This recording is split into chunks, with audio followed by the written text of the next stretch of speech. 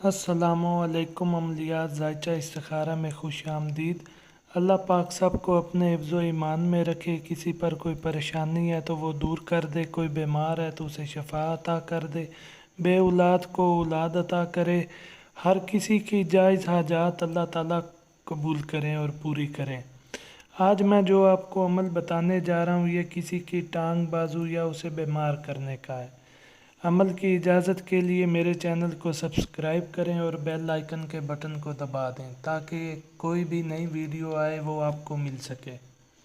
अगर कोई आपको नाजायज़ परेशान करता हो, तंग करता हो या किसी ने आप पर नाजायज़ जुल्म किया हुआ हो तो उसके लिए एक ख़ास अमल है। आप इस अमल के ज़रिए उससे बदला ले सकते हैं। इस अमल से उसकी टांग बाजू टूट सकती है, उसका एक्सीडेंट वगैरह हो सकता है, वो पूरी ज़िंदगी लाचार हो सकता है।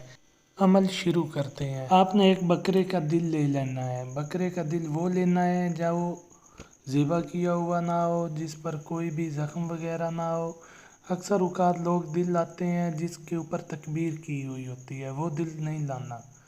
दिल लाने के बाद आपने 41 सुइयाँ लेनी है सिलाई वाली, जिनसे कपड़ा सिलाई किया जाता है। 41 सुइयाँ लेने के बाद हर एक सुई पर सूरत अबू लहब की पहली आयत 3 मरतबा पढ़नी है और दुश्मन का नाम ले लेना है।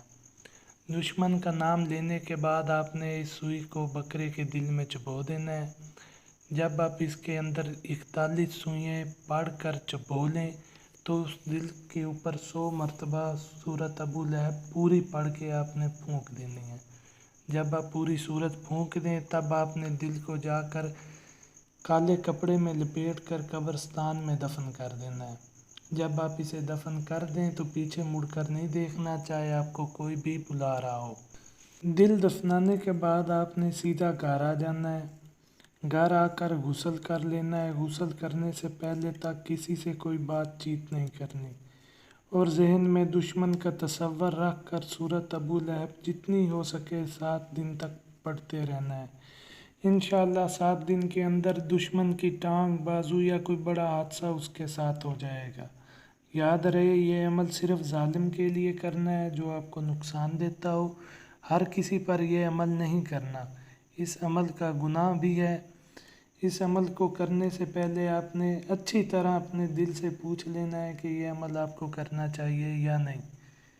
यह अमल सिर्फ़ जालिम पर ही करना है।